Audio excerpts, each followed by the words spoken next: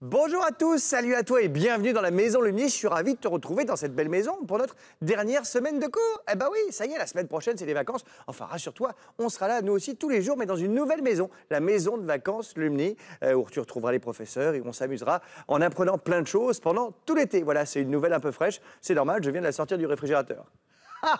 Oui, cette vanne a fait un plat. Mais tu sais que les gens qui font des plats, il y en a plein. Il y a même des concours de plats. Alors, pas le plat de la blague, le plat du plongeon. Un truc qu'il ne faut surtout pas essayer de refaire à la maison, hein, parce que ça fait très mal. Tu sais, un plat, c'est quand tu tombes à plat sur l'eau. Paf! Alors, ça fait mal, ça fait du bruit. Et en fait, dans les pays scandinaves, il y a carrément des concours de celui qui fait le meilleur plat. Et il y a même des règles, hein. Par exemple, il faut absolument que le nombril rentre en premier dans l'eau. Et c'est pas facile, hein, mais il faut faire ça évidemment à plat. En tout ça pour dire qu'ils sont un petit peu fous, nos amis plongeurs, et qu'il ne faut pas que tu fasses ça. C'est que des cascadeurs qui s'amusent à essayer de faire ça. Ils s'entraînent toute l'année, ils travaillent pour pas se faire trop mal. Il y a des sports un peu étranges.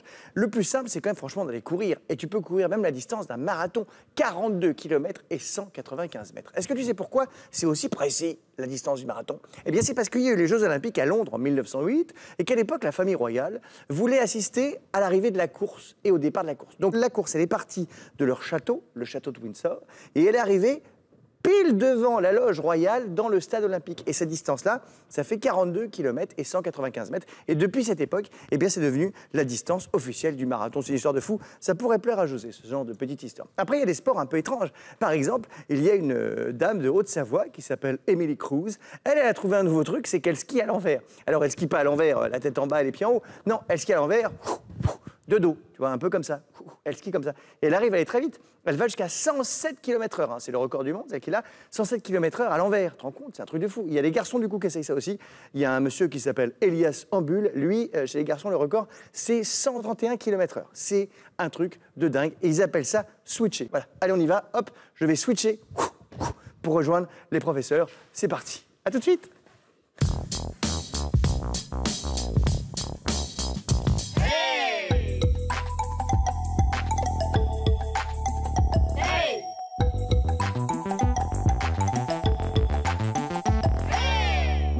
Mais non, Manon, j'ai pas du tout fait ça pour montrer que je savais faire le moonwalk. Bien sûr que non. Ça va bien les profs? Impec. Oui, alors une nouvelle prof aujourd'hui. Hein, le menu est assez copieux aujourd'hui. Ça va les croissants, d'ailleurs, dans l'émission. Je commence avec toi, José. Oui. Tu vas nous parler, évidemment, d'une spécialité culinaire que le monde entier nous envie. Et puis ça tombe bien, c'est le matin, on a faim, on va prendre notre petit-déj, le croissant. Hey, sauf que c'est pas français. On verra. Manon, toi aussi, tu as mis la main à la pâte, si je puis dire, pour nous modeler un cours qui, pour le coup, est vraiment à ton image, c'est-à-dire sublime. Merci, Alex. Alors oui, aujourd'hui, je vais te montrer comment faire de la pâte à modeler maison. Donc, ça, c'est chouette. Voilà. Maison, c'est-à-dire un peu écolo ou bon? Oui, c'est fait avec des ingrédients tout à fait naturels. Donc, c'est aussi très écolo. Eh bien, génial. C'est fais-le toi-même et un moment Greta en même temps. Tout à fait, les deux en même temps. C'est formidable. Et puis attention, mesdames et messieurs, roulement de tambour. Enfin, là, c'est pas du tambour, mais bon, bref. On salue Émilie, dont c'est la grande première de notre émission. Bonjour, Émilie. Bonjour. Alors, toi, tu fais partie de l'Orchestre national de France, où tu es harpiste. Tout à fait, je suis harpiste. Harpiste, c'est le magnifique instrument qu'on a pu voir, peut-être que tu as remarqué au début de l'émission, qui était juste à côté de moi là-bas, qui est monstrueux, c'est très très grand, dis donc. Tu peux pas te promener avec ça toute seule dans la rue.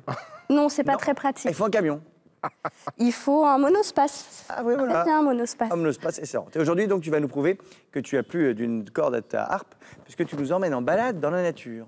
Tout à fait, je vais vous faire voyager. Et puis enfin, on aura Adrien, notre prof de SVT, qui tentera de ne pas nous prendre trop le chou aujourd'hui, avec son expérience. Hein, c'est ça, Adrien? Salut Alex, effectivement. Alors j'espère qu'on ne va pas se prendre le chou parce qu'on en aura besoin. Eh oui. On ne va pas faire une salade avec. Manon nous avait expliqué il y a quelques mois comment peindre avec du chou. Eh bien moi, je vais te montrer que le chou rouge peut également être un indicateur d'acidité. Ah, ça c'est pas mal, c'est de la vraie science. On apprend plein de trucs dans cette émission. Et n'oubliez pas, les enfants qui nous regardent et toi qui ne regardes que le plus chou dans cette émission, eh bien, ce sont les œuvres que tu nous envoies tous les jours, qu'on reçoit sur les réseaux sociaux de Lumni avec le hashtag Maison Lumni. Là, on avait les créatures un peu étranges de Maxime, hein, que vous avez après dessiné tout ça. C'est super. On a des petits messages de remerciements. On en reçoit beaucoup. Hein. Oui. Et ce qui est marrant, c'est que c'est tous les âges. Il y a des gens voilà, un petit peu moins jeunes que toi qui nous regardent peut-être, qui nous écrivent. Ça nous fait évidemment tous très très plaisir. Et puis c'est aussi sur les réseaux sociaux qu'on peut s'inscrire, participer à l'émission et assister au tout premier rang, hein, au cours des profs. Hein. Et aujourd'hui, c'est Nathan qui est élève de la classe. Salut Nathan. Salut, T'es content d'être là? Bonjour. très très content. Ah, bah ça c'est cool, nous aussi on est content de t'avoir. Je crois qu'il y a ton papa, hein, David, qui est pas trop loin, qu'on salue également. Alors, toi, Nathan, on a un truc, c'est que tu aimes bien voyager, on m'a dit. Oui, j'adore ça. Dans des pays étrangers. T'es déjà allé où? En Thaïlande, en Espagne. Oui. Non, je sais plus. Bah, c'est déjà pas mal. Un pays d'autre. Bah, c'est déjà pas mal, tu sais, t'as de la chance déjà d'être allé là-bas. Est-ce que quand t'es allé en Thaïlande, t'as rencontré des éléphants? Oui, j'ai fait une balade sur le dos d'un éléphant. Ah, carrément? Ah oui. Oui, Il était sympa, l'éléphant? oui. Et il s'est pas trompé de route? Non, ça allait. Et je crois qu'en Thaïlande, on m'a dit que tu avais aussi goûté des plats un petit peu bizarres. Hein. Oui. Comme quoi, par exemple? Des insectes. Ah bah oui, bah tu sais, dans tous les pays du monde, les gens, ils mangent des choses différentes. Hein. Et il y a des gens qui viennent chez nous qui disent « Ah, vous mangez des escargots, des grenouilles, c'est bizarre. » Voilà, tous les pays du monde, on mange tous des choses un peu différentes. Voilà, faut s'adapter à l'endroit où tu es, c'est très bien. Et alors, on m'a dit que tu étais aussi un dingue d'histoire, et surtout de la préhistoire. Oui, parce que je trouve que c'est intéressant de savoir comment ils vivaient avant nous. Ah bah ça c'est sûr, c'est pas José qui va dire le contraire, il est très content José. Qu'est-ce qu'ils ont inventé par exemple les hommes de la préhistoire qui t'a impressionné? La flûte? Ah la flûte, tu sais que Manon aussi elle a inventé une flûte carotte. C'est pas tout à fait pareil. Ça demande une certaine maîtrise. Oui c'est pas mal, mais c'est vrai que la flûte, c'est les hommes préhistoriques qui l'ont inventé la flûte José. Oui, puisqu'on avait retrouvé, on a retrouvé des flûtes déjà de l'époque préhistorique, effectivement, taillées, effectivement, et qui ont un son très très beau. Eh bien, c'est formidable. Et justement, José, aujourd'hui, tu es notre prof d'histoire, comme toujours, et c'est pas de la flûte que tu nous racontes, alors que les croissants français, on va découvrir que ça, c'est de la flûte, voire carrément un gros pipeau. Scandale! Scandale, oui, mon cher Alex. Mes chers amis, en fait, le croissant. Quoi de plus français que le croissant? Mais avec la baguette et le camembert, c'est le symbole le plus cité de notre gastronomie à l'étranger. Mieux même, le mot croissant, il est utilisé dans plusieurs langues étrangères pour désigner cette gourmandise. Par exemple, dans le monde hispanique, on dit croissant, un croissant. Donc vraiment, le croissant, c'est associé à l'image de la France. Et patatras, il faut partir à Vienne en 1683. Et on est en Autriche, et les armées turques, à l'époque on dit l'Empire ottoman, mais on va dire les armées turques aujourd'hui, assiègent la ville de Vienne. Ça fait des semaines qu'ils essayent de rentrer dans la ville et ils n'y arrivent pas. Alors ils ont une idée, c'est de creuser un souterrain. La nuit, parce que la nuit, on ne les entendra pas.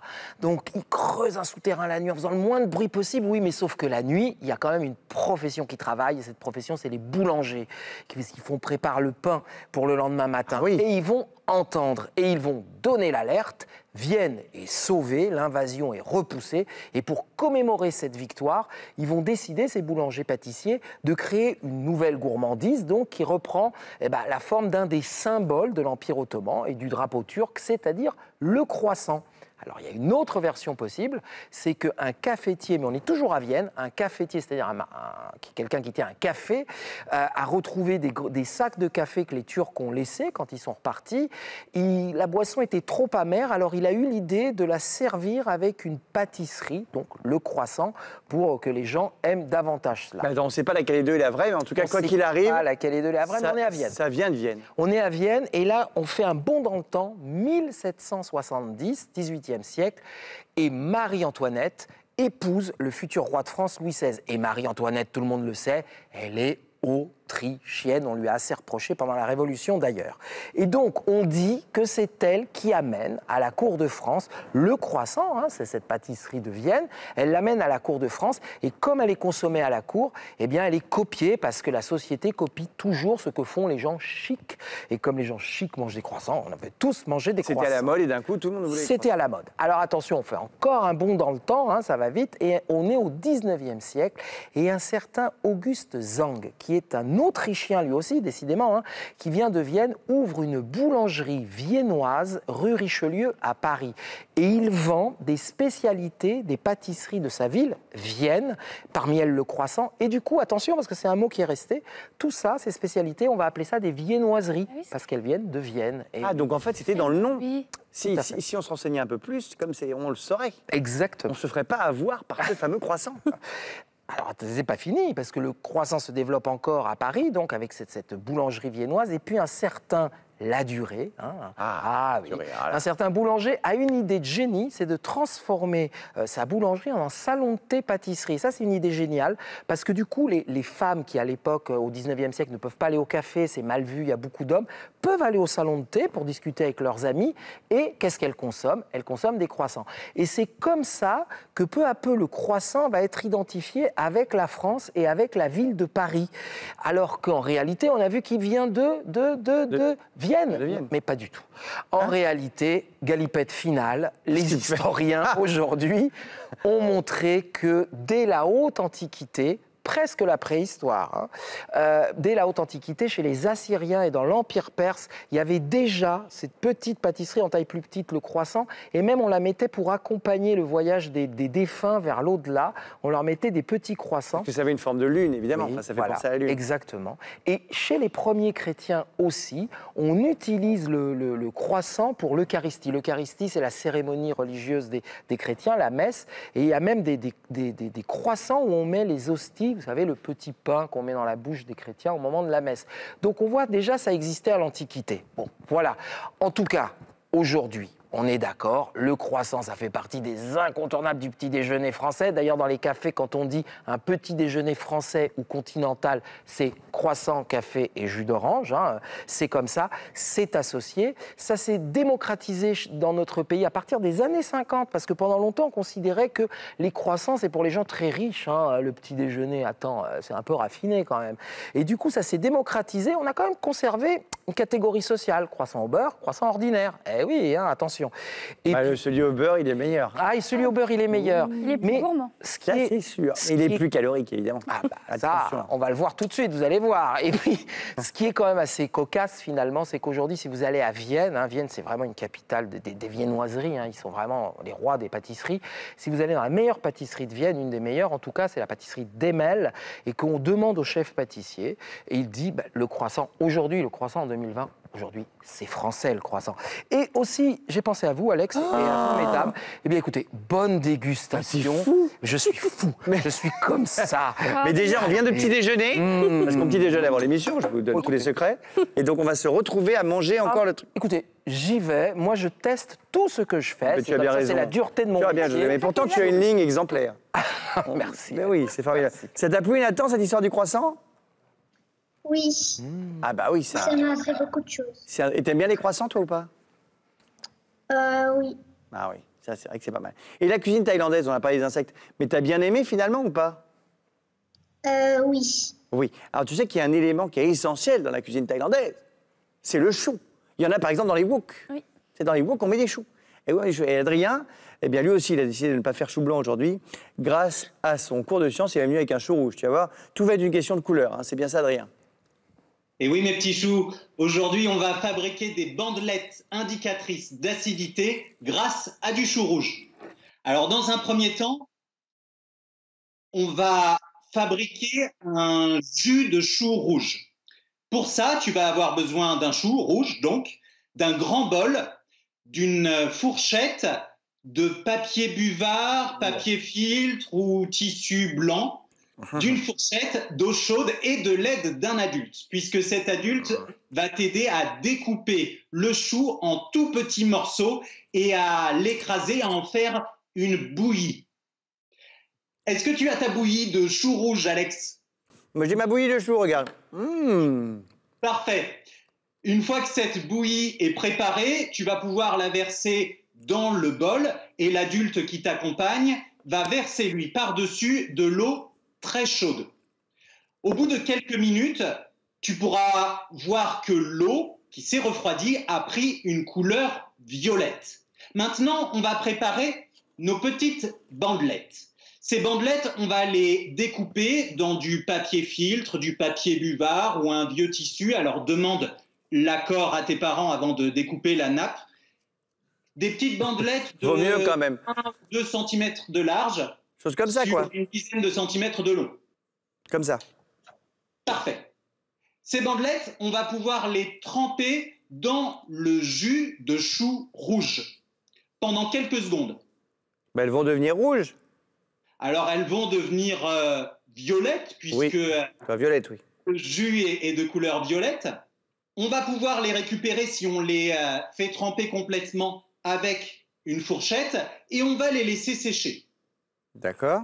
Tu l'as vu, ces bandelettes, elles ont pris une coloration violette. Oui. Ça sent pas très bon, par contre. Hein. Il faut quand même qu'on en soit conscient. Hein. Je préfère prévenir le papa, les mamans, tout le monde. Hein. Ça sent pas super, super bon, Adrien, ton expérience. Mais on est content de la faire quand même. Ça sent le chou. Ça sent le chou. Alors, pour la deuxième partie de la manipulation, on va là avoir besoin d'eau, de vinaigre blanc, de jus de citron, de bicarbonate de soude, de lessive en poudre, ainsi que de 5 verres et 2 cuillères. D'accord. Une fois que tes bandelettes sont sèches, on va pouvoir les tester. Ah, j'en ai des sèches, moi, que j'avais déjà préparées avant l'émission. C'est par le suivant, on va mettre du jus de citron. Dans le troisième, du vinaigre blanc. Dans le quatrième, on va mélanger de l'eau avec 2 cuillères de bicarbonate de soude. Et enfin, dans le dernier verre, on va mélanger de l'eau avec 2 cuillères de lessive en poudre. Tu n'es pas dans les choux, Non, ça tout va va bien. Tout va bien, j'y suis. Parfait. Une fois que tes 5 verres sont prêts, Oui. tu vas plonger les bandelettes à l'intérieur J'en mets une dans chaque verre. Hein. de tes verres. Si tu les ressors au bout de quelques secondes, Ah! tu vas pouvoir voir qu'elles ont changé de couleur. Ah, mais complètement. C'est incroyable même. C'est presque, on dirait presque un tour de magie. C'est étonnant, hein? Et oui, dis donc. Et puis c'est pas du tout pareil. On a du rose, du rouge, du violet un peu plus foncé, un espèce de bleu très foncé et du vert. Exactement. Ah. Alors, si elles changent de couleur, ces bandelettes, c'est grâce aux pigments, c'est-à-dire aux substances chimiques colorantes qu'on retrouve dans le chou rouge. Plus précisément, grâce à des pigments qu'on appelle anthocyanes. Ces anthocyanes, ils ont une propriété incroyable. Ils changent de couleur en fonction de l'acidité. C'est-à-dire qu'ils ne donneront pas la même teinte selon s'ils sont dans une solution acide ou une solution basique. Là, je vais Alors, les qu'est-ce mettre. que c'est que ça? Je les mets dans l'assiette. On verra mieux dans l'assiette blanche parce que sur le noir, c'est moins parlant. Mais regarde. Là, on voit très bien la Magnifique. différence. C'est magnifique. Ça fait comme, C'est comme, une, magnifique. comme une œuvre d'art presque. Complètement. Et c'est le chou qui sait faire la différence. Ce sont les différentes nuances de couleurs. En fonction, donc, de s'ils sont dans une solution acide ou une solution basique. Une solution acide, c'est une solution qui est capable de libérer des protons, c'est-à-dire des particules qui constituent le noyau des atomes. Dans une solution acide, les bandelettes vont prendre, grâce aux anthocyanes, une couleur rose, voire rouge. C'est ce qu'on obtient avec le jus de citron et avec le vinaigre blanc. Ça signifie donc que le jus de citron et le vinaigre blanc sont acides. Oui, oui. À l'inverse, une solution basique, elle, est capable de capturer des protons. Et nos bandelettes, grâce aux anthocyanes du chou rouge, là encore, vont prendre une teinte bleue dans une solution basique. C'est le cas avec le bicarbonate de soude, qui est donc basique. Ces anthocyanes, ils vont même prendre une couleur verte dans une solution très basique. C'est le cas avec la lessive en poudre, qui est donc, elle, très basique. Ah oui, ça marche. Hein. Il y arrive, Nathan. Il a réussi à avoir un peu de couleur. C'est un truc de fou quand même. Super! C'est très rigolo. On le voit, et effectivement, Nathan, ça prend une teinte rose. Donc, je ne sais pas dans quoi tu l'as mis, mais c'était acide. La bandelette, elle, qu'on avait mis dans le verre, elle n'a pas changé de couleur. L'eau n'est donc ni acide ni basique. On dit qu'elle est neutre. Ah ah. Eh ben, j'avais tout compris. Et du coup, on peut s'amuser à la maison à essayer de faire ça avec plein de trucs, en fait. On peut s'amuser à tester tout un tas de boissons, par exemple, à la maison. Et on verra, par exemple, que les sodas, en plus de contenir en général beaucoup de sucre, sont très acides. Une raison supplémentaire pour éviter d'en consommer trop. Ah, parce qu'évidemment, c'est pas bon pour l'estomac. Effectivement. Ah, bah d'accord, j'ai bien compris. J'ai tout compris, merci beaucoup, hein, Adrien, pour cette expérience. José est stupéfait. Oui. Et il se dit qu'il va essayer, dès qu'il rentre ce soir à la maison. Ça va être sympa, José. Très sympa, enfin c'est assez étonnant. Très impressionnant, Mais le oui. changement de couleur comme ça. C'est très impressionnant. Alors, on va retrouver Nathan. Nathan, toi, il y a un sport, je crois, où tu n'es pas du tout dans les choux. C'est le foot. Tu joues même dans un club. Oui. Tu joues à quel poste? Milieu de terrain ou gardien. Ah, c'est pas mal. C'est pas les mêmes postes du tout. Hein. Voilà, il y en a un où c'est beaucoup les mains, l'autre c'est beaucoup les pieds. Et t'aimes bien, tu préfères quoi, gardien ou milieu de terrain? Je préfère gardien quand même. Ah, c'est bien, c'est rare. Donc continue là-dedans. Et c'est qui ton joueur de foot préféré? Griezmann et... j'en ai deux, et Griezmann et Messi. Ah, Griezmann et Messi, oui, tu prends pas les deux plus mauvais. Alors, tu sais qu'il y a aussi, Griezmann, il est français, Messi, il est argentin, évidemment, mais il y a aussi pas mal de Brésiliens qui sont très forts. Et il y en a un, il peut changer de couleur de cheveux aussi vite que dans une expérience d'Adrien avec du chou. Tu vois de qui je veux parler ou pas? Neymar? Bah oui, Neymar, bien sûr. Tu l'aimes bien, Neymar, quand même, aussi? Oui, ça va. Regarde, on va t'en dire un petit peu plus sur ce grand champion.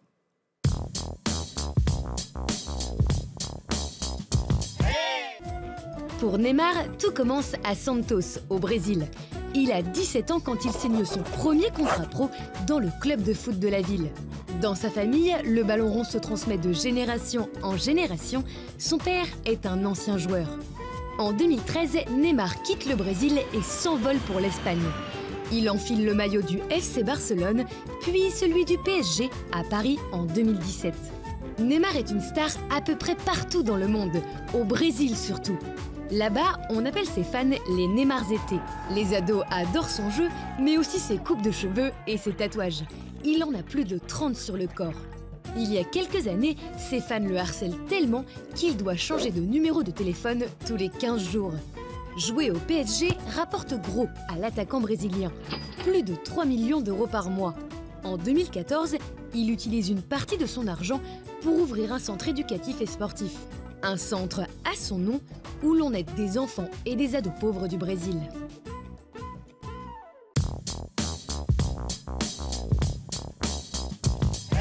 La vraie question, c'est de savoir s'il va rester au PSG ou pas. T'aimerais qu'il reste au PSG, toi, ou pas? Oui. Non, mais c'est vrai que À maintenant, voir ça. bah oui, maintenant il y a Griezmann et Messi ensemble, c'est pas mal. Bon, on verra bien ce qui se passe de toute façon. J'ai quand même une petite pointe d'inquiétude pour tous les parents qui d'un coup passent devant la télé, se disent mais attends, je comprends pas, on parle de foot dans la maison Lumni, qu'est-ce qui se passe? Non mais attends, pas de problème les amis, pas de problème les parents, vous inquiétez pas. C'est bien la maison Lumni, on apprend des choses essentielles dans la vie. La preuve tout de suite avec Manon, puisqu'on va faire de la pâte à modeler. C'est parti.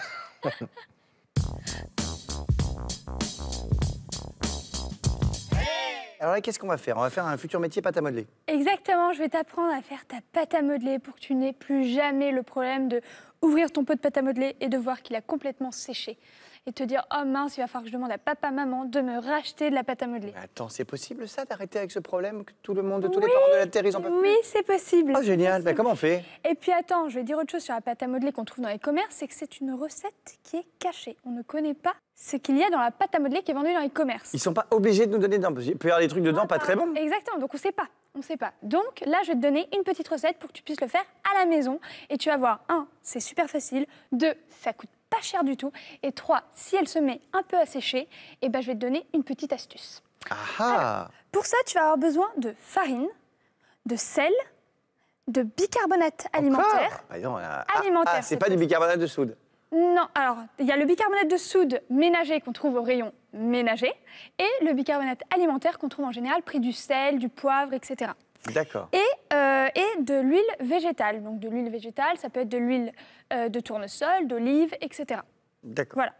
C'est Donc, tout. On a besoin que de ça. que de ça. Alors, en dehors du feu, tu vas prendre une casserole et dans cette casserole, tu vas verser un pot de farine, un demi-pot de sel, 2 cuillères à café de bicarbonate de soude alimentaire et 1 cuillère à café de huile végétale. que tu vas mettre dans la casserole. Alors, Tu pas rajoutes- tes Alors, en parents, dehors hein, du que tes feu, en parents dehors vont du mettre, feu. voilà. En dehors du feu, tu peux la En dehors du mettre. feu, tu mets tout ça. Et après, il faut que les parents arrivent. Oui, alors avant ça, il faut aussi mettre un verre d'eau chaude.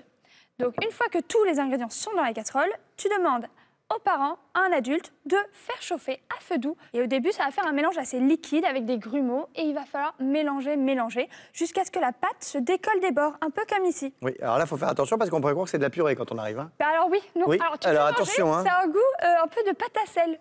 Donc du coup, là, on arrive à la bonne texture. C'est cette texture qu'on veut obtenir.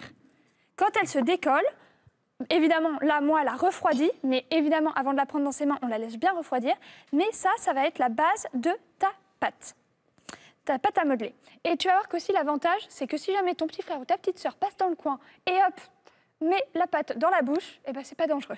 Ah, c'est pas dangereux parce que ça peut. Faut pas le manger évidemment, mais en tout cas, si tu le manges, il n'y a pas de problème. Si, ici, il mâchouille un petit morceau. Alors c'est pas qu'une grave. vraie pâte à modeler, comme on ne sait pas ce qu'il y a dedans. Exactement. Et donc voilà, donc moi là j'en ai fait mais des colorés. Comment tu peux la colorer? Tu as deux options. Soit l'eau que tu mets dans ta casserole, tu utilises l'eau de teinture. Je ne sais pas si tu te souviens, je t'avais montré comment teindre des textiles à partir de pelures d'oignons, de pelures d'avocat et aussi oui. d'épices comme le curcuma. Donc soit tu peux faire comme ça et du coup ton verre d'eau, eh ben, tu vas récupérer cette eau bouillie avec les végétaux que tu vas mettre dans la casserole. Donc ça rend automatiquement la couleur qu'avait l'eau. Mais par contre, si tu veux faire plusieurs boules de différentes couleurs, tu peux utiliser des colorants qu'on trouve en supermarché, comme ceci. Et du coup, je vais te montrer comment colorer une petite boule. Donc ça, c'est ma Nathan pâte est en train de le brute. faire. Hein. Nathan il est en train de faire Ah, ça avec David, son papa. Donc je vais qui est te à ses montrer côtés. comment colorer une petite boule. Une fois que tu as ta pâte, donc du coup, qui a bien eu cette texture-là, etc., qui s'est décollée du casserole, tu vas prendre ton colorant et tu vas venir mettre... Ah, c'est pas au moment où tu fais cuire? Non, Enfin, c'est après, parce que là, sinon on va colorer toute la boule. C'est dommage. Ah là, oui, moi, je vais avoir tu veux dire qu'on d'autres peut colorer couleurs. par petites boules. Mais bien sûr, pour avoir autant de couleurs que tu veux. Donc là, je vais venir mettre quelques gouttes de rouge. 1, 2, je pense que ça suffira. Parce que là, pour l'instant, elle est un peu. Voilà, elle est quoi? Elle est jaunâtre. quoi. Oui, alors c'est une couleur un peu de marronâtre. pâte, quoi. Oui, tout à fait. Et du coup, là, Là, tu as juste mis les gouttes dedans. exactement. Et je vais malaxer la pâte. Et tu vas voir qu'au fur et à mesure, Attends, ça va devenir rouge là? bah oui, regarde, ça commence. Alors, je m'en mets un peu sur les mains, mais tu vas voir, au fur et à mesure, ça va partir. Tu vois, là, ça commence à faire un effet marbré. Et en fait, plus je vais la rouler dans mes mains, la malaxer, plus je vais avoir une couleur uniforme. Et plus elle va devenir souple. Génial. Donc on peut acheter plein de colorants alimentaires. Exactement. Plein de colorants alimentaires ou en faire des naturels à partir d'épices, etc. Oui, de ce qu'on comme avait je t'ai vu. appris. Et du coup, ça nous permet d'avoir plein de couleurs différentes pour Exactement. s'amuser. Et après, hop, du coup, celle-là, regarde, je te laisse en prendre une. Oui, car moi Pour j'aime voir bien la pâte à modeler quand j'étais petit. La texture.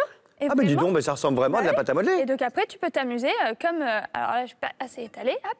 Tu peux t'amuser comme on s'amuse Ah avec bah si la t'as pâte des à moules, modeler. faut que t'aies des moules. Alors, tu peux avoir des emporte-pièces, mais tu peux faire plein de choses à la main. Oui. Tu peux faire plein de choses à la main. Pour Moi la par exemple, conserver- regarde, j'ai fait une altère. Ah bah oui, c'est bien. C'est très recherché ce que tu Bah, je te remercie hein, de te moquer de moi, comme toujours. fais. Du coup, pour la conserver, l'avantage, c'est que du coup, tu la mets dans une boîte hermétique. J'ai une bonne idée aussi. Qu'est-ce qu'il Je va vais faire faire une crotte de nez. On est ravis d'avoir Alex. Alors, du coup, pour la conserver, super simple. Tu la mets dans une boîte hermétique et comme ça, tu peux la ressortir quand tu veux. Si jamais elle a un peu séché dans la boîte hermétique, ce qui peut arriver, tu t'humidifies un peu les mains et puis tu reviens la malaxer, etc. Et tu retrouveras une texture à nouveau. Elle marchera directement. C'est-à-dire que même si elle est un peu dure, elle se remalaxe tout de suite. On se mouille, on s'humidifie un peu les mains. Eh ben Donc, c'est voilà. génial. C'est Plutôt génial. facile, non C'est génial. T'es prêt, José? Complètement. Attention, réception. Attention.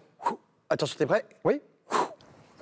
Bravo, quel talent! Bravo, José, il est très fort. T'es très bien lancé. Très, très fort. Je te remercie. José. Alors, évidemment, là, je viens un petit peu de pétrir, hein, on pourrait presque dire ça, hein, de Oui, en fait, pétrir on cette pétrit pâte la à modeler. Et nous allons maintenant retrouver quelqu'un qui, elle aussi, est pétrie de talent. cette fois. Ça va, Émilie, t'es prête? Je suis prête. Moi, je t'avoue que je ne sais pas comment tu vas faire, parce que le thème de ta leçon de musique du jour, en fait, c'est la promenade dans la nature. Et alors, autant je sais me promener sur un vélo ou en basket, autant je ne vois pas comment tu vas te promener avec ta harpe. Eh bien, je vais vous montrer. Eh bien, montre-nous avec plaisir. On applaudit, s'il vous plaît, Émilie. Nathan, on applaudit Émilie. Harpiste à l'Orchestre national de France. C'est un immense honneur de t'avoir avec nous. Parce qu'il y a combien de Vous êtes deux grands harpistes dans les orchestres nationaux français, en fait. En fait, il y a un harpiste en général dans les orchestres français. Voilà. Et souvent, selon les œuvres, il peut y avoir 2 harpes. Mais on est un seul titulaire. Alors déjà, c'est quoi être harpiste? Alors, être harpiste, c'est une musicienne aux multiples facettes qui joue de cet instrument magique, la harpe. C'est un instrument très ancien car il remonte à l'époque des pharaons d'Égypte. En fait, les hommes se sont aperçus qu'en pinçant la corde d'un arc, on obtenait alors un son. Après une succession d'évolutions à travers les époques, l'harpe d'aujourd'hui est constituée de 47 cordes, de 7 pédales et d'un mécanisme de plus de 1400 pièces assemblées et exécutées avec une précision d'horlogerie. Ah, mais c'est très compliqué, c'est 1400 pièces, même c'est plus qu'un piano. Eh oui, tout à fait. Et tu vois, Alex, il y a tellement de cordes que nous avons été obligés de placer des petits repères de couleurs sur les cordes pour pouvoir bien placer les mains. Donc il y a les cordes rouges, ce sont les Do, et les cordes bleues, ce sont les Fa. Et ces nuances peuvent aller du son le plus doux au son le plus puissant.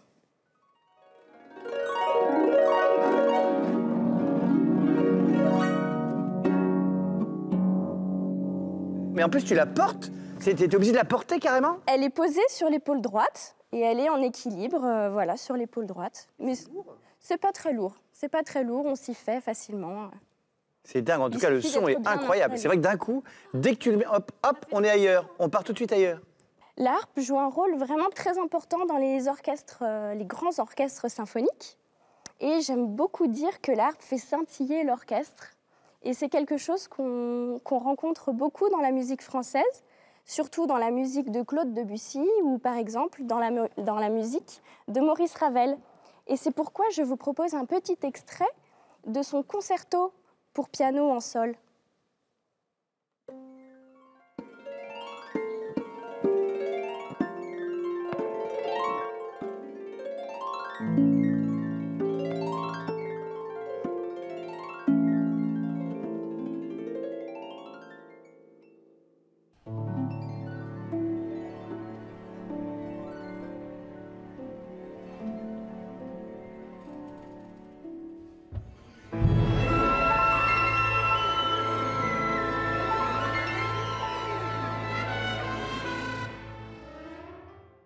Ce qui est fantastique avec la harpe, c'est qu'elle a un très fort potentiel imaginaire.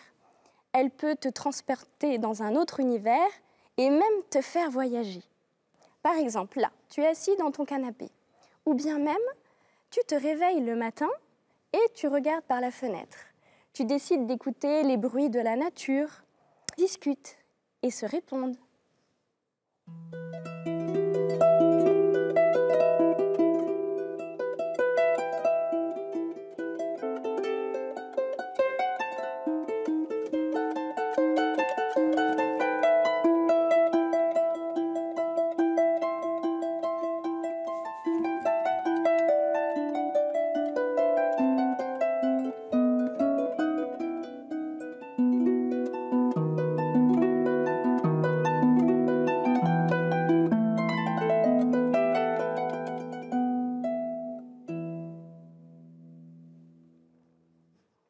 C'est presque magique. On regarde tes doigts, on se demande comment ça fait le son. On est là à se dire, mais hein, comment c'est possible? C'est fou. Ça te plaît, Nathan? Ouais, je trouve ça génial. Ah bah ouais, c'est génial. Il y avait les oiseaux, il n'y avait pas que les oiseaux. Hein. Et donc, Nathan, après les oiseaux, qu'est-ce qu'on entend? Parce que les oiseaux sont dans un arbre. Et donc, dans l'arbre, on entend les feuilles. Tu entends le bruit du vent dans les feuilles.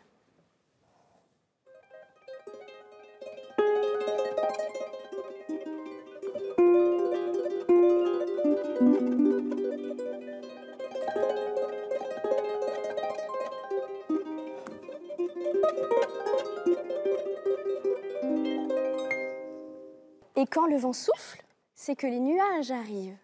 Tout d'abord, ce sont des nuages très blancs, très légers. Et ensuite, tu vois les nuages s'assombrir. Et le ciel s'assombrit également.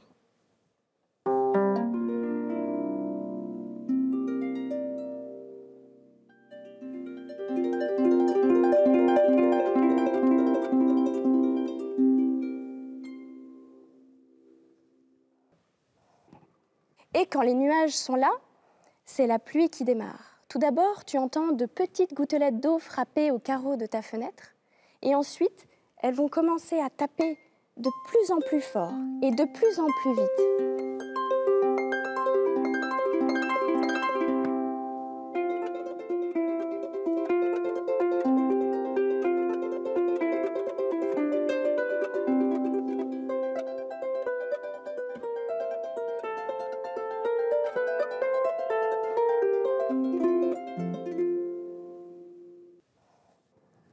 L'eau ruisselle, les éléments se déchaînent et c'est la tempête. Et maintenant, l'orage gronde et tu vois les éclairs se dessiner dans le ciel.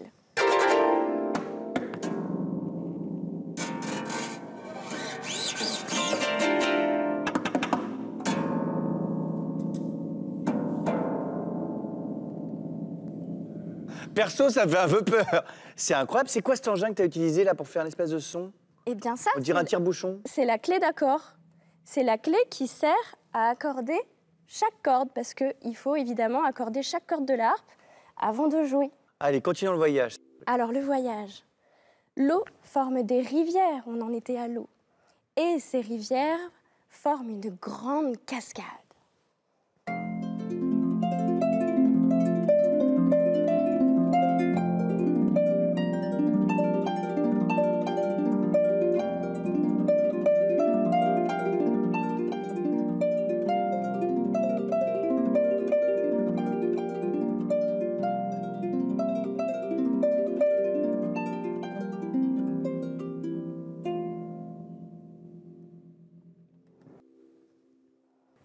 On a Adrien qui est hypnotisé, hein, je te le dis, il est chez lui. Je suis parti, moi, je suis embarqué. Et souvent, après les grandes cascades, on arrive à apercevoir la mer. C'est pour ça que je vous propose d'écouter ce petit extrait de l'Anne de France.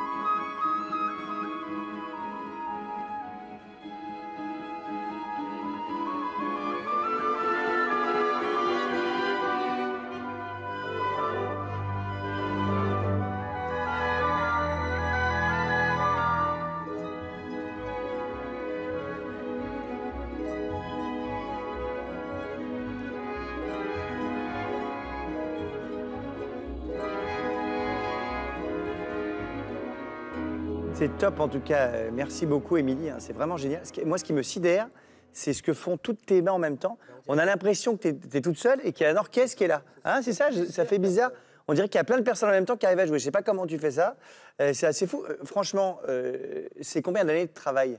Parce que là, il faut du temps pour en arriver là. Moi, j'ai commencé la harpe à l'âge de 5 ans. Ça a été un véritable coup de foudre que j'ai eu pour cet instrument. Tout d'abord, pour son esthétique, qui était extraordinaire. Et ensuite, par rapport à son son totalement cristallin. Et ensuite, c'est devenu mon compagnon de vie qui me suit voilà, tout au long de mes journées. Et c'est vraiment une passion. C'est vraiment une passion. Si tu as des enfants à la maison le soir, là, c'est parfait pour les calmer, mon vieux. Tu mets ça en 2 secondes, tout le monde est là. Ah. Ça, c'est très pratique. J'aimerais bien t'avoir à la maison. Hein, Nathan, t'es d'accord avec moi? T'as vu comment ça pouf? Tout de suite, on n'a qu'une envie, c'est d'écouter. On s'arrête, on écoute. Tu nous fais un dernier petit morceau pour la route, Émilie? Un petit morceau que tu pour la veux, route. ce qui te plaît, voilà. Lâche-toi.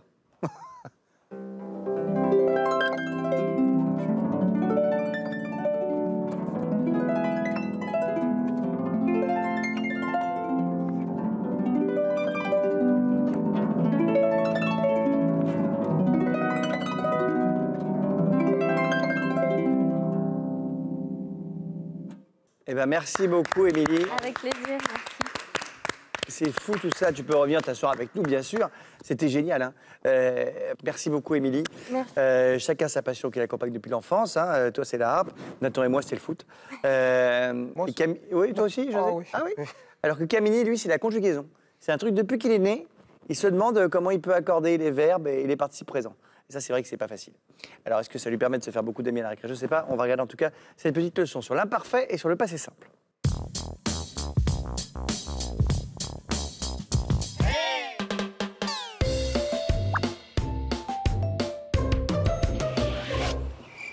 Hier soir, à la nuit tombée, réfléchissant à des questions existentielles autour de la grammaire, je regardais les étoiles.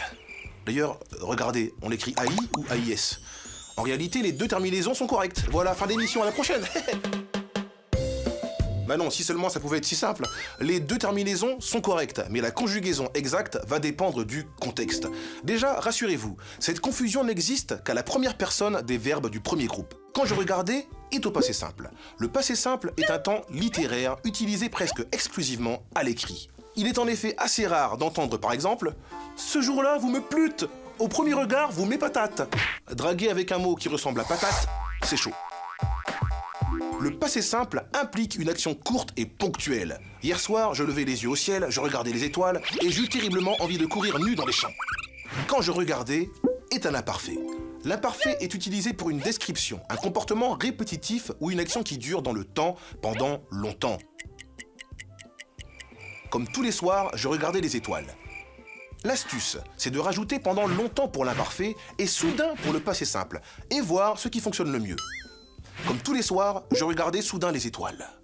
Ou, comme tous les soirs, je regardais pendant longtemps les étoiles. La deuxième fonctionne mieux, donc imparfait. Et là, pour le coup, j'ai été parfait. Merci.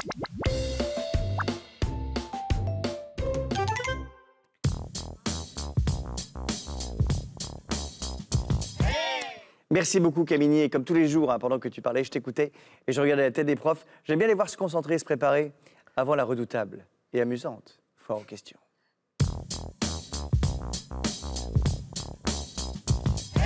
C'est vrai que c'est le petit moment de pression pour vous, hein, les profs. Ah oui, moi j'adore ça, et ils savent pas trop sur quoi ils vont tomber. Et c'est Manon qui va tenter tout de suite de tisser du lien avec les premiers élèves. Regarde Manon. Bonjour Alex, bonjour la Maison Lumini, j'espère que vous allez bien. Je voulais vous dire que la Maison Lumini, avec mon frère, on la regarde tous les jours et on aime bien ça. On aime bien aussi les expériences de Manon et Adrien, et je trouve que Manon est vraiment bien parce qu'elle fait des gestes pour la planète et moi-même j'aime en faire. Et d'ailleurs je me posais une question à propos de l'environnement. J'ai appris que des bouteilles en plastique, on pouvait en faire du tissu et je me demande comment on fait. Est-ce que vous pouvez m'expliquer comment ? Merci. Merci beaucoup. Eh ben déjà, merci à vous, à Madeleine et Joseph. C'est très sympa de nous regarder tous les jours et ça nous fait très plaisir. Et effectivement, Manon, c'est tout. Manon, comment est-ce qu'on peut transformer du plastique en tissu ? Figure-toi qu'en fait, on va mettre les bouteilles, on va mettre une 60aine de bouteilles dans une machine qui va les broyer en petits granulés de plastique. Et de ces granulés, on va les mettre dans une autre machine qui ressemble un peu, son embout ressemble un peu à un pommeau de douche. Sauf qu'au lieu d'avoir des jets d'eau qui sortent, ce sont des fils de plastique qui en sortent. Et à partir de ce fil, du coup, on va venir tisser des vêtements. Alors, on le retrouve surtout, ce plastique qu'on recycle, surtout dans des polaires. Ah, les polaires, c'est du plastique ? Oui, les polaires, c'est du plastique recyclé. D'accord. Tout à fait. Donc, du coup, il faut quand même 60 bouteilles pour faire une polaire. Ah oui, bah, ceci dit, voilà. c'est tant mieux. C'est-à-dire qu'on recycle beaucoup de bouteilles. Tout à fait. Exactement. Ah bah, c'est très bien. Et ben voilà, bah, merci beaucoup, Manon. Adrien, c'est maintenant à toi de renvoyer la balle à nos élèves. Bonjour la Maison Lumini, je m'appelle Jihad et j'ai 8 ans. Je voudrais vous poser une petite question science. Pourquoi une balle en caoutchouc rebondit-elle? Ah, ben ça c'est une bonne question. Alors, Jihad, après avoir été lâchée, une balle, elle est soumise qu'à son attraction par la Terre. Elle gagne alors de la vitesse et elle emmagasine de l'énergie, ce qu'on appelle de l'énergie cinétique. Au moment de l'impact, une partie de cette énergie va être perdue, mais pas toute. Et c'est ce qui permet à la balle de rebondir. Maintenant, pourquoi est-ce qu'une balle en caoutchouc rebondit mieux qu'une autre? Oui, pourquoi? Eh bien, c'est parce qu'elle est élastique. Elle est élastique et au moment de l'impact, même si on ne le voit pas, elle se déforme légèrement, elle s'aplatit un petit peu et très vite, elle reprend sa forme, elle s'appuie sur le sol ou sur la table et en retour repart en altitude. Elle n'aura donc que très peu perdu d'énergie. Eh ben, merci beaucoup, Adrien. J'ai cru que c'est toi qui allais partir en altitude. Là, tu nous as fait un geste, j'ai eu peur que tu tombes en arrière. Mais heureusement, reste avec nous, parce que c'est la question qui empêche de dormir. Et c'est le petit-neveu d'Élodie qui va nous la poser. On salue Élodie d'ailleurs, qui est avec nous. Et il a une colle pour toi, Adrien. Bonjour, je m'appelle Jules, j'ai 10 ans, j'habite à la Chapelle des Marais, j'aime bien le foot et les jeux vidéo. Et Alex et les profs, je ne sais pas si vous pouvez répondre à cette question. C'est celle, j'ai une question qui m'empêche de dormir vraiment, c'est pourquoi les ventouses collent? Il est trop mignon, Jules, il a tout compris à l'émission. Mais j'ai dit, sa question, c'est vrai que c'est pourquoi une ventouse, ça colle? Eh oui, bonne question, Jules. Alors, quand une ventouse, elle est simplement posée sur une table, les gaz qui sont dans l'air au-dessus de la ventouse et ceux qui sont en dessous de la ventouse, ils poussent de la même façon sur la ventouse. On dit que la pression est la même au-dessus et en dessous. Dans ce cas-là, la ventouse, elle ne colle pas. En revanche, quand on appuie sur la ventouse, on fait sortir l'air qui était dessous. Dans ce cas-là, quand j'ai lâché, il ne reste presque plus de gaz en dessous. La pression qu'ils exercent est donc beaucoup plus faible que la pression exercée par les gaz au-dessus de la ventouse. Ah bah oui, mais au bout d'un moment, elle reprend sa forme. On a bien compris. Et puis quand elle reprend sa forme, ma poupe, c'est fini. Ça s'égalise et ça colle plus. Elle reprend sa forme, mais quand elle est bien accrochée, la ventouse, la pression exercée par les gaz au-dessus est beaucoup plus importante que celle exercée par les gaz. Oui, c'est brillant. On a tout compris. Bon, ça marche. On a compris la théorie. On voit bien qu'en pratique, c'est une catastrophe, mais on a compris la théorie. Merci, Adrien. Allez, maintenant, on va essayer de rester scotché, pas scotché comme une ventouse. Je ne sais plus du coup si ça reste scotché ou pas. Et c'est Karim qu'on rejoint. Ça va, Karim? Ça va très bien, Alex. Oh là! Ah oui, dis donc. Total look. Aujourd'hui, on danse. Ah, on danse. Bah attends, la danse, c'est aussi du sport, hein. C'est très physique de danser, c'est pas toujours facile. On va essayer de danser, mais attends, parce qu'on a quand même un peu de quoi rivaliser avec toi. Il n'y a pas de raison qu'il y ait que toi qui soit si beau, là, avec tes tenues. C'est quoi cette magnifique tenue que tu as, Karim? Ça vient d'où? Eh bien, c'est du tissu watt, c'est pour faire de la danse africaine. Aujourd'hui, on va en Côte d'Ivoire. Génial. Bah, Nathan qui adore voyager, il est content, il voyage aussi. Bravo, Nathan, c'est tout beau. Alors, le premier pas, c'est l'horloge. On va déplacer le pied droit à 3 heures. Voilà, on revient. On déplace à 12 heures, vous voyez, comme le cadran on suit les chiffres d'une horloge. 9 heures, 6 heures, et on revient. Alors, en fait, il faut qu'on imagine qu'on a une horloge au pied, et on amène le pied un coup sur le 3, un coup sur le 12, un coup sur le 9, un coup sur le 6. Parfait, c'est facile. Voilà, c'est très facile. OK. Deuxième mouvement, on va faire la cueillette. On va lever les bras et descendre, lever les bras, on cueille. Okay. C'est l'heure de la récolte. Facile? Facile. Très facile. Ça a un nom, cette danse, ou pas? Ça s'appelle le zouglou. C'est une danse de Côte d'Ivoire. Le zouglou. Il nous reste un dernier pas. Oui. On va juste...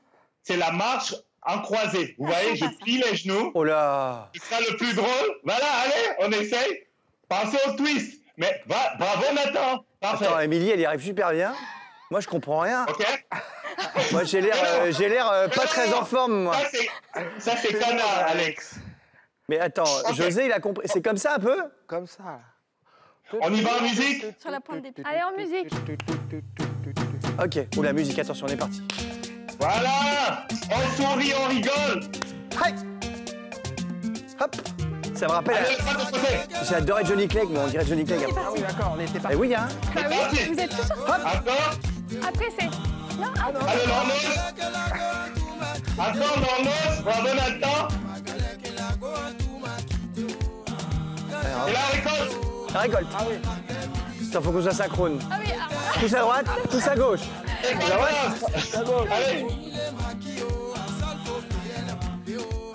Encore l'horloge.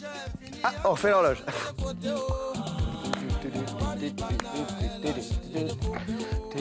Bravo. Et ça travaille quoi, ça? Ça travaille le corps, les... Mais José, il l'a hyper bien. José, il cartonne. Ça va, Nathan? Mais Nathan aussi, il arrive bien. Hein. Pas mal, Nathan. Bravo, mon grand. Et ben voilà, on est pas mal. Hein. Merci beaucoup, Karim. Ouf, en gros, c'est déjà la fin de l'émission, les amis. Hein. On aura beaucoup cavalé. Merci beaucoup, Karim. Ce fut un plaisir.